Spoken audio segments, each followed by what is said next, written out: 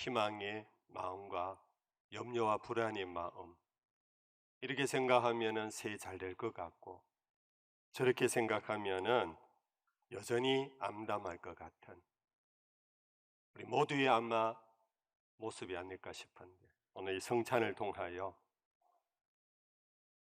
사랑하는 백성들아, 염려하지 말라고, 내가 세상 끝날까지 너희와 함께 있을 것이라고, 내 살을 너희에게 주지 않았느냐, 내 피를 너희에게 마시우게 하지 않았느냐, 이처럼 내가 너희를 끝까지 사랑할 것이니 염려하지 말라고, 이 귀한 복음의 음성이 우리 모두에게 들려지기를 축복합니다. 예수님께서 이 성찬을 처음 세우신 때는 예수님이 잡히시던 날 밤 저녁이었습니다. 제자들과 마지막 만찬을 드셨습니다. 이른바 최후의 만찬입니다. 그때의 음식의 메뉴는 마침 그때 유대인의 명절이었던 유월절이었습니다.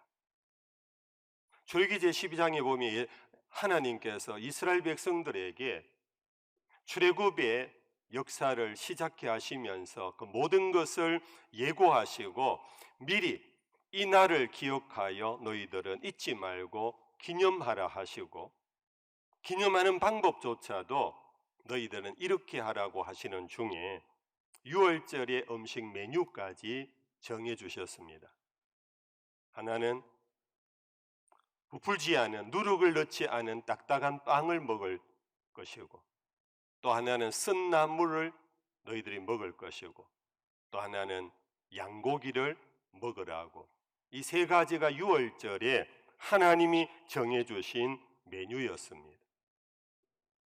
아마도 예수님도 제자들과 마지막 예루살렘에서 이 6월절 명절에 함께 식사를 하셨으니까 아마 이 음식을 따라 식사를 하던 중에 예수님께서 제자들에게 잠시 멈추면서 빵을 떼어 그들에게 나누어 주기 시작하셨습니다. 그러고 나시는 말씀이, 이것은 내가 너희를 위하여 찢기는 내 살이니 받아 먹어라. 그리고는 또 잠시 후에 포도주를 들고 축사하시고는 또 제자들에게 나누어 주시면서 이것을 받아 마셔라. 이것은 내가 많은 사람의 죄악을 사하는 새 언약의 피라고, 그러면서 제자들에게 나누어 주시고 이어서 당부하시기를, 인자가 다시 오는 그날까지 이 일을 너희들이 계속하여 나를 기념해 달라. 이것이 바로 우리 교회가 갖는 성만찬의 기원입니다. 켈빈은 이 성만찬을 두고 하는 말이 볼 수 있는 복음이라 그랬습니다. 복음은 들리는 것, 오디오블인데 이 성찬은 비지어블이다. 이 성찬을 보면은 복음이 무엇인가를 우리가 알게 된다. 결국은 그 빵을 통하여서 예수님의 살을 보게 하시고, 그 포도주를 통하여 예수님의 피를 보게 하셨는데, 그것을 보면서 우리는 6월절의 어린 양과 함께 하나님의 구속의 완성인 예수 그리스도 안에서 영원한 생명의 양식으로 삼으신 이 복음, 이것이 성만찬을 통하여 우리는 보면서 바로 알게 되는, 여기에는 더 이상 사실 설명이 필요 없습니다. 신학이 필요 없습니다. 해설이 필요 없습니다. 믿음으로 받는 것입니다. 이것은 내가 너희를 위하여 찢기는 내 살이니 받아 먹으라 하면 아멘, 받아 먹는 것입니다. 이것을 받아 마셔라. 이것은 내가 너희를 위하여 흘리는 새 언약의 피니 받아 마셔라. 오늘 본문에서 사도 바울은 이 성만찬을 그도 사람들 회중들과 함께 하는 중에 그는 이런 말을 했습니다. 우리가 주목해야 될 굉장히 중요한 부분입니다. 23절 말씀에 보면은 이것은 주께 받은 것이니, 이것은 주께 받은 것이니, 물론 이것은 복음의 내용을 의미합니다. 동시에 성찬 자체를 의미합니다. 이것은 주께 받은 것이다. 사실 여러분들 아는 대로 사도 바울은 예수의 제자가 아닙니다. 최후의 만찬의 자리에 있었던 사람이 아닙니다. 그럼에도 불구하고 사도 전승을 통하여 그는 믿음으로 받아들였고, 그는 믿음 안에서 성만찬을 회중 안에서 실시하면서 그는 담대하게 선언했습니다. 이 떡은 내가 주께로부터 받은 것입니다. 이 잔은 내가 주께로부터 받은 잔입니다. 여러분들 이것을 받아 마십시오. 이것을 받아 먹으십시오. 성도 여러분, 우리는 여기에 믿음이 참 필요합니다. 장례일 목사를 통하여, 어제 우리 안수 집사님들 이 성찬준비위원회를 통하여 떡이 준비되었고 잔이 준비되었습니다. 저는 오늘 이것을 위하여 기도하고 여러분들에게 나누어 드렸습니다. 우리 분병분잔위원들, 장로님, 교육자들이 여러분들에게 전달했습니다. 그러나 여러분들이 받을 때에 내가 장 목사가 주는 것 받았다, 내가 아무개 장로님의 그 자리에서 받았다가 아니고, 우리 모두는 이 시간 공의 믿음으로 이것은 주께로부터 받은 것입니다. 마치 주님 앞에서 그 최후의 만찬의 자리 예루살렘의 마가의 다락방에 앉아서 다른 사도들과 함께 내가 주께로부터 받은 것과 같이 이 성찬을 받으라는 의미입니다.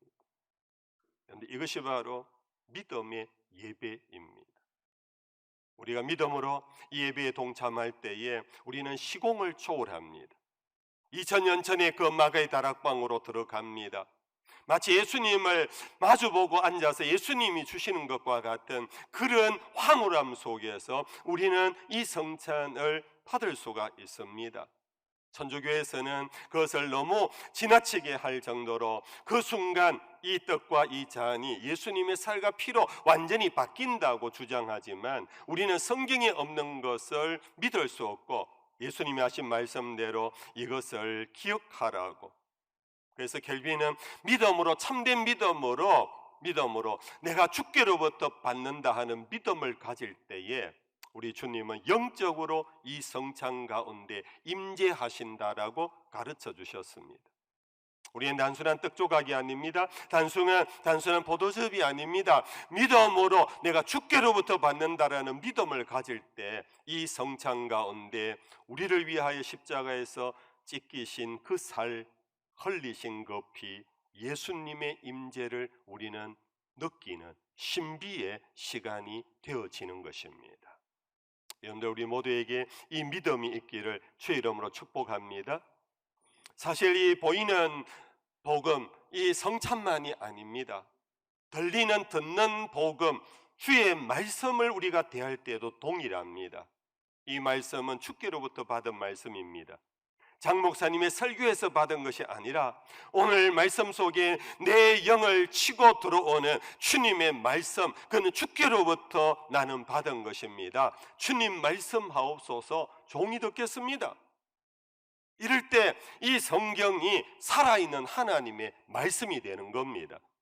이건 단순한 종교 서적이 아닙니다. 단순한 교훈집이 아닙니다. 여러분들 믿음으로 주의 말씀을 들을 때에 주님이 직접 지금 나에게 말씀하는 것처럼 들리워지게 됩니다.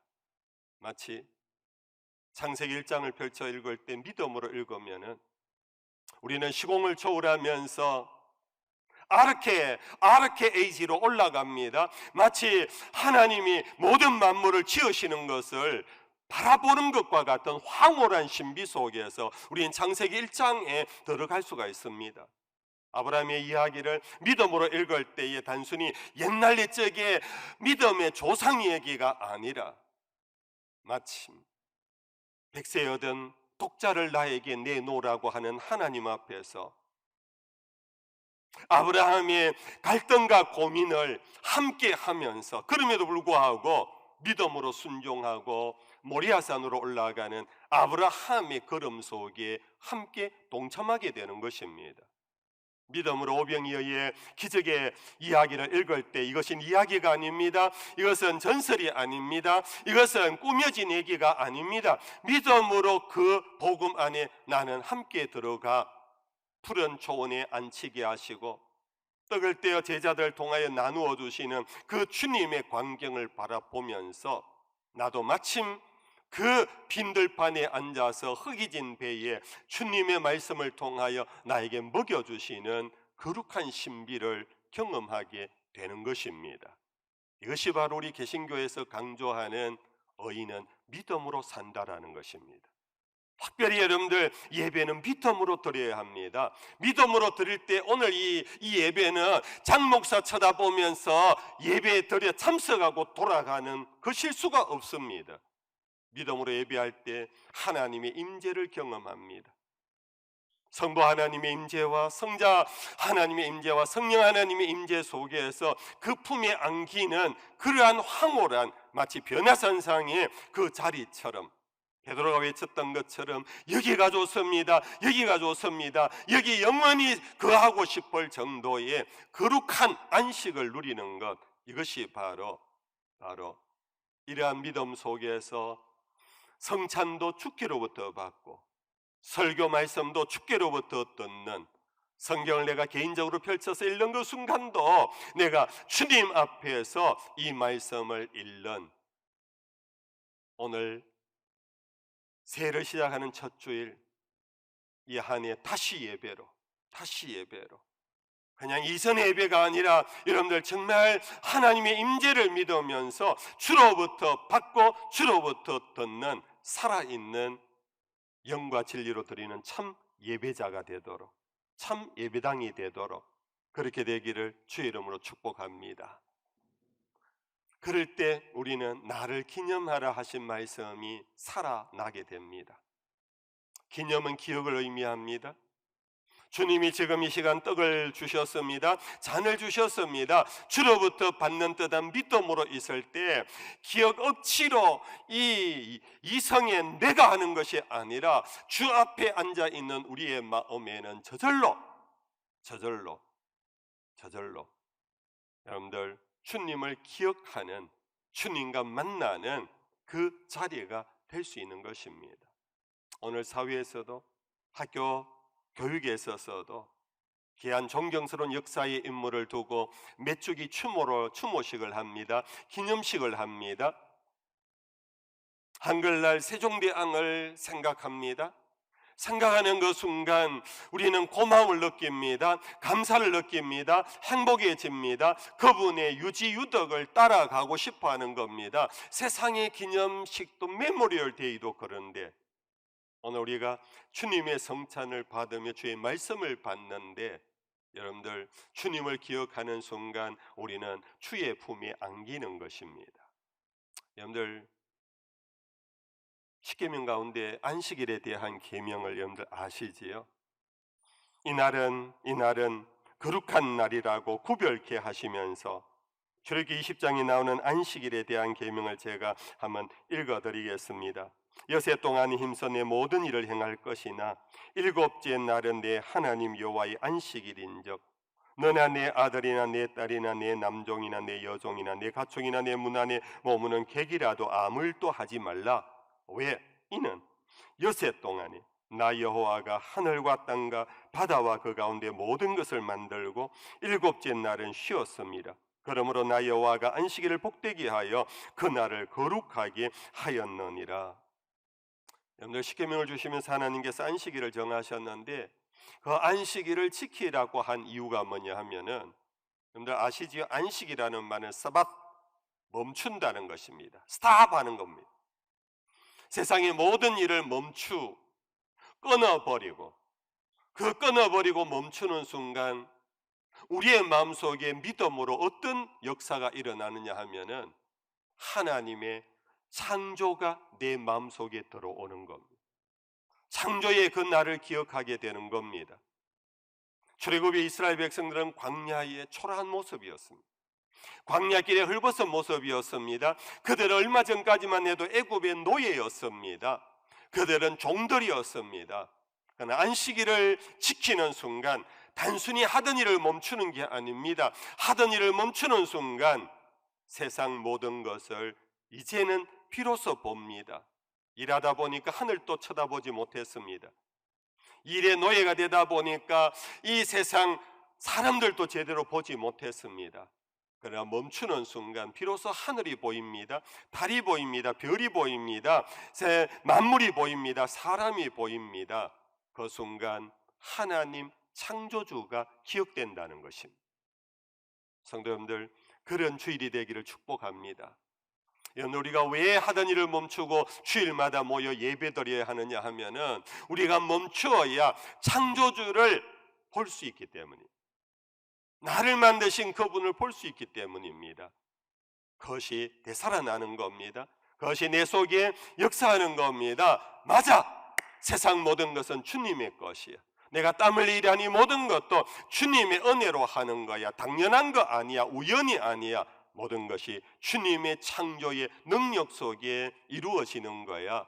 이것이 믿어지는 순간 여러분들, 세상을 향하여 우리는 담대해지는 것입니다. 홍해를 갈라놓을 수 있는 것입니다. 여리고성을 무너뜨릴 수 있는 것입니다. 정말 적진을 향하여 말을 타고 담을 뛰어넘을 수 있는 역사는 바로 내가 내 모든 것을 멈추고 내려놓는 참 안식에 들어가는 순간 창조주 하나님을 만나면서 비롯되어지는 것입니다. 여러분들, 예수님을 기억하는 순간 여러분들, 우리의 가장 큰 문제가 뭡니까? 죄짐 아닙니까? 세상의 무거운 짐들 아닙니까? 우리 예수님, 수고하고 무거운 짐진 자들아 다 내게로 오라고, 내가 너희를 쉬게 하리라고. 우리는 성찬을 통하여 복음의 말씀을 넣는 순간 우리는 주님을 기억하는 중에 주님을 만나게 되고 주님의 창조와 구속의 역사를 우리는 다시 내 가슴에 담으면서 이제는 세상을 담대하게 나아갈 수 있는, 비로소 하나님의 자녀가 될 수 있는 것입니다. 아멘. 이제 말씀을 맺겠습니다. 올 한 해 우리는 다시 예배로, 이것은 모임을 다시 갖자 정도가 아닙니다. 우리가 그동안 좀 식었다 다시 뜨거워지자 정도가 아닙니다. 우리는 예배로 돌아가는 순간 주님을 만나게 되고 주를 기억하는 순간 내 속에 주님의 역사가 일어나는, 그러므로 예배는 우리의 행위로 시작하지만 그 모든 것은 사실 주님의 것으로 돌아가는, 예배를 통해 인생의 주인을 만나는, 예배를 통해 역사의 주인을 만나는, 그래서 다시 예배로 돌아가는 순간 우리는 코로나가 아무것도 아닌 걸로 우리는 보여질 수 있는 것입니다. 여러분들 삶의 담들이 아무것도 아닌 것으로 보여질 수 있는 것입니다. 왜 그렇습니까? 예배하는 순간 하나님이 나의 주인이 되시고 하나님이 나의 목자가 되시고 하나님이 나의 아빠 아버지가 되어주시는 신비스러운 은총의 시간이 되기 때문입니다. 여러분들, 예배로 다시 모이십시다. 예배로 다시 돌아가십시다. 예배하는 삶을 다시 회복하십시다. 코로나로 인하여 우리는 많은 물질을 잃어버렸습니다. 건강도 잃어버렸습니다. 그러나 가장 큰 걸 잃어버린 것이 예배 자리를 잃어버렸습니다. 여러분들, 그렇지 않은가요? 여러분들, 예배 자리를 잃어버렸어요. 예배하는 마음을 잃어버렸습니다. 예배하는 신앙을 잃어버렸습니다. 그것은 결국은 하나님을 잃어버린 것과 같고 하나님의 자리에서 떠난 것과 같고, 그러므로 그 결과는 결국은 세상의 허무한 인생 헐구로 돌아가는 그 모습의 자리에 우리가 다시 앉아 있을 뿐입니다. 예배로 돌아가는 순간 우리는 하나님의 자녀가 되는 것입니다. 예배로 돌아가는 순간 우리는 성령의 사람이 되는 것입니다. 예배로 돌아가는 순간 하늘 위의 권세와 땅의 모든 권세를 가지신 그분이 우리에게 약속하신 내가 세상 끝날까지 항상 너희와 함께 있으리라, 이 약속을 받고 세상의 행복한 자로 승리자로 사는 우리 모두가 되기를 주 예수의 이름으로 축복합니다.